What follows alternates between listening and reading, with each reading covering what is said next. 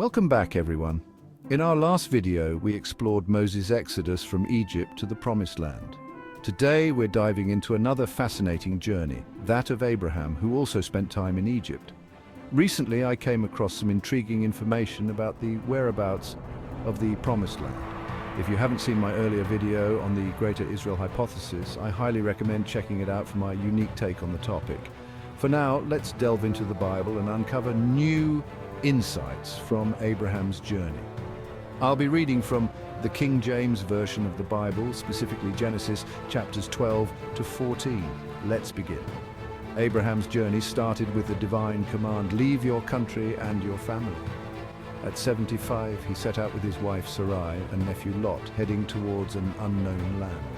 Along the way, he built altars, received promises from God, and faced challenges. When famine struck, Abraham moved to Egypt, where he told a white lie about Sarai being his sister. This led to complications, but also great wealth. After leaving Egypt, Abraham and Lot separated due to their immense flocks and herds. Stay tuned for more biblical adventures. Now the Lord had said unto Abram, "Get thee out of thy country, and from thy kindred, and from thy father's house, unto a land that I will show thee. And I will make of thee a great nation, and I will bless thee, and make thy name great, and thou shalt be a blessing. And I will bless them that bless thee, and curse him that curseth thee. And in thee shall all families of the earth be blessed." So Abram departed, as the Lord had spoken unto him, and Lot went with him. And Abram was 75 years old when he departed out of Haran. And Abram took Sarai his wife, and Lot his brother's son, and all their substance that they had gathered, and the souls that they had gotten in Haran. And they went forth to go into the land of Canaan, and into the land of Canaan they came. And Abram passed through the land unto the place of Sichem, unto the plain of Moreh. And the Canaanite was then in the land. And the Lord appeared unto Abram and said, "Unto thy seed will I give this land." And there builded he an altar unto the Lord who appeared unto him. And he removed from thence unto a mountain on the east of Bethel, and pitched his tent, having Bethel on the west and Hai on the east. And there he builded an altar unto the Lord, and called upon the name of the Lord. And Abram journeyed, going on still toward the south. And there was a famine in the land, and Abram went down into Egypt to sojourn there, for the famine was grievous in the land. And it came to pass, when he was come near to enter into Egypt, that he said unto Sarai his wife, "Behold, now I know that thou art a fair woman to look upon. Therefore it shall come to pass, when the Egyptians shall see thee, that they shall say, This is his wife, and they will kill me, but they will save thee alive. Say, I pray thee, thou art my sister, that it may be well with me for thy sake, and my soul shall live because of thee." And it came to pass, that when Abram was come into Egypt, the Egyptians beheld the woman, that she was very fair. The princes also of Pharaoh saw her, and commended her before Pharaoh. And the woman was taken into Pharaoh's house. And he entreated Abram well for her sake. And he had sheep and oxen, and he asses, and menservants, and maidservants, and she asses and camels. And the Lord plagued Pharaoh and his house with great plagues, because of Sarai Abram's wife. And Pharaoh called Abram and said, "What is this that thou hast done unto me? Why didst thou not tell me that she was thy wife? Why saidst thou, She is my sister? So I might have taken her to me to wife. Now therefore, behold thy wife, take her, and go thy way." And Pharaoh commanded his men concerning him, and they sent him away, and his wife, and all that he had. And Abram went up out of Egypt, he and his wife, and all that he had, and Lot with him, into the south. And Abram went up out of Egypt, he and his wife, and all that he had, and Lot with him, into the south. Abram was very rich in cattle, in silver, and in gold. He went on his journeys from the south even to Bethel, unto the place where his tent had been at the beginning, between Bethel and Hai, unto the place of the altar which he had made there at the first. And there Abram called on the name of the Lord. Lot also, who went with Abram, had flocks and herds and tents. The land was not able to bear them, that they might dwell together, for their substance was great, so that they could not dwell together. There was a strife between the herdmen of Abram's cattle and the herdmen of Lot's cattle. And the Canaanite and the Perizzite dwelled then in the land. Abram said unto Lot, "Let there be no strife, I pray thee, between me and thee, and between my herdmen and thy herdmen, for we be brethren. Is not the whole land before thee? Separate thyself, I pray thee, from me. If thou wilt take the left hand, then I will go to the right. Or if thou depart to the right hand, then I will go to the left. Lot lifted up his eyes and beheld all the plain of Jordan, that it was well watered everywhere, before the Lord destroyed Sodom and Gomorrah, even as the garden of the Lord, like the land of Egypt, as thou comest unto Zoar. Then Lot chose him all the plain of Jordan, and Lot journeyed east, and they separated themselves the one from the other. Abram dwelled in the land of Canaan, and Lot dwelled in the cities of the plain, and pitched his tent towards Sodom. But the men of Sodom were wicked and sinners before the Lord exceedingly. The Lord said unto Abram, after that Lot was separated from him, Lift up now thine eyes, and look from the place where thou art northward, and southward, and eastward, and westward. For all the land which thou seest, to thee will I give it, and to thy seed forever. I will make thy seed as the dust of the earth, so that if a man can number the dust of the earth, then shall thy seed also be numbered. Arise, walk through the land in the length of it and in the breadth of it, for I will give it unto thee. Then Abram removed his tent and came and dwelt in the plain of Mamre, which is in Hebron, and built there an altar unto the Lord. Abram called on the name of the Lord, giving thanks for the promise.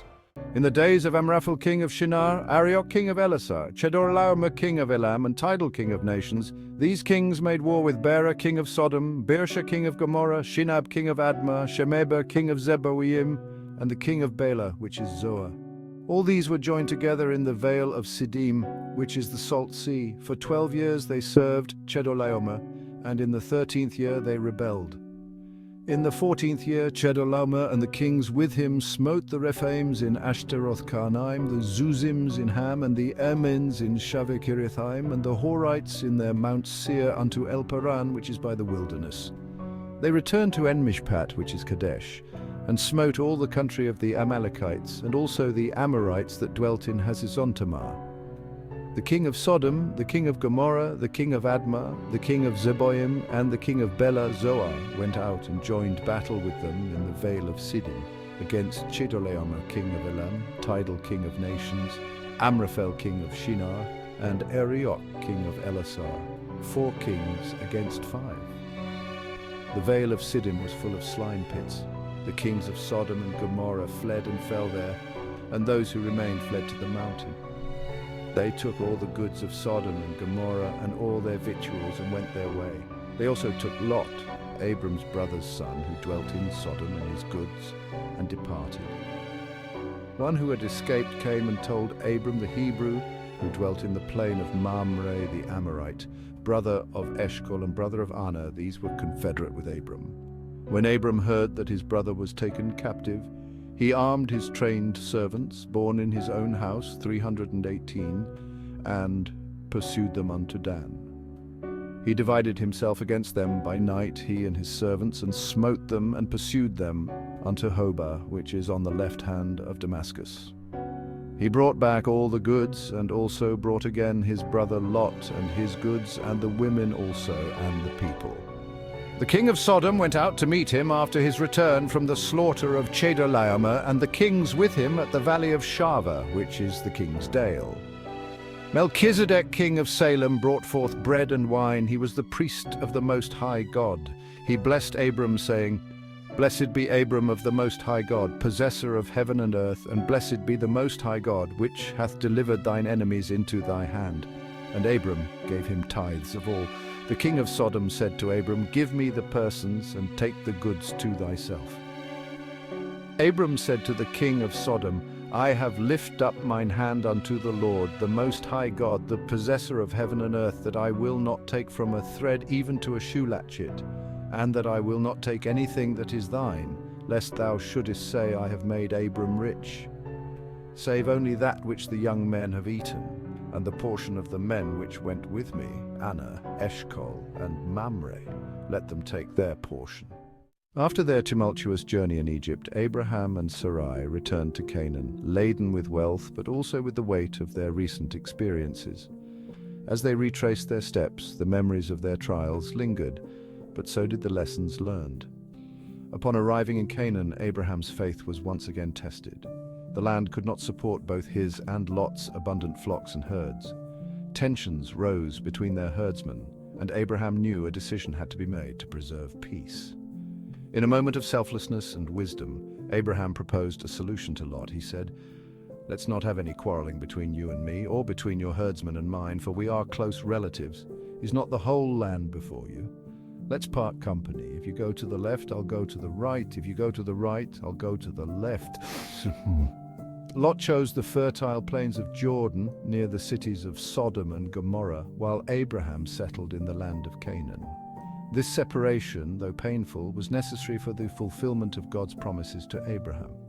As Abraham settled in Canaan, God reaffirmed his covenant with him.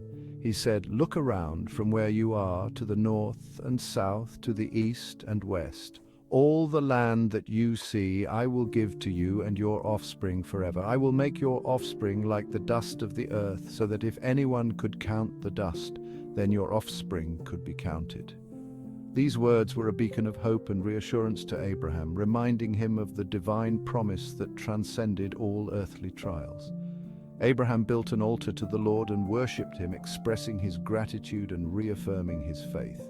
This return to Canaan marked a new chapter in Abraham's journey, one that was deeply rooted in trust and obedience to God's will. In the next chapter, we will explore the story of Lot, Abraham's nephew, and the fateful decision that led to the destruction of Sodom and Gomorrah. The saga of Abraham continues to unfold, revealing the intricate tapestry of faith, obedience, and divine intervention. Abraham's journey from Haran to Egypt and back to Canaan is a testament to his unwavering faith and resilience. Through trials and triumphs, he remained steadfast in his trust in God's promises, shaping the foundation of a legacy that would endure for generations. In case you missed it, let's recap the key points from Abraham's journey. We learn from these verses that Abraham left Haran to go to the Promised Land. His father Terah had initially left Ur with Abram, but stayed and died in Haran. Haran is located in modern-day Syria. Here's where the details get interesting. Abraham builds an altar in Bethel after the Lord appears to him. After this event, he continues moving south from Bethel. When a drought strikes the land, he is forced to go to Egypt. He travels down into Egypt and later comes up out of Egypt, likely using the Sinai Peninsula, but instead of proceeding north into the Levant, he heads south. We later learn that on his journey south, he returns to Bethel, which we now understand is south of Egypt. Before the drought, he was moving even further south of Bethel. This aligns with the book I've been discussing. The Bible Came from Arabia by Professor Kamal Salibai. Abraham's journey seems to confirm this theory. Once in the south, several significant events occur. Abraham and Lot split up due to their growing wealth and the land's inability to support both their households. Despite their differences, Abraham shows his kind-hearted nature by coming to Lot's aid when he's captured. Abraham defeats an army with his household servants, demonstrating both his kindness and his ability to go to war and protect his loved ones. Then he meets with Melchizedek, the king of Salem. Let me emphasize this. He meets with Melchizedek, the king of Salem. Lot mentions the garden of the Lord, which we know refers to the Garden of Eden. All these events are happening in what is now Saudi Arabia. We've discussed the possible location of the Garden of Eden in my earlier videos. This interpretation suggests that Lot went to the Rub al-Khali desert, also known as the Empty Quarter, which is the most likely location of Sodom and Gomorrah. Although the plain of Jordan could be referring to the whole Arabian desert, I'm thrilled that the Bible seems to confirm my earlier theories. We also learn that Abraham lied to the Egyptians about Sarah being his sister because she was very beautiful. Abraham leaves Egypt with substantial wealth, similar to the Exodus story, and there are even plagues because Pharaoh wanted to take Sarai as his wife.